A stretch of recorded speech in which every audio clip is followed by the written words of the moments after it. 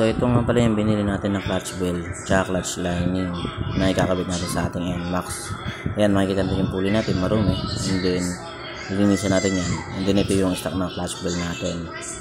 Ayan, makikita nyo ito yung clutch bell natin na binaklas natin. Ayan yung stock, kulay talong na. Tilignan natin ito, pwede pa kasi wala naman siyang bengkong. Ayan, sabi kasi na pag bengkong ano na daw, ayun yung cause ng dragging. And then ito yung clutch lining natin. Ayan, makikita natin bawat kanto. Ayan, makikita natin, di ba? Merong may parang na siya, na hindi pantay yung pagka ng clutch lining. And then ito yung pulley natin. Ayan, makikita natin hindi siya dumudulo pa. Ayan, kasi lakas kasi ng dragging.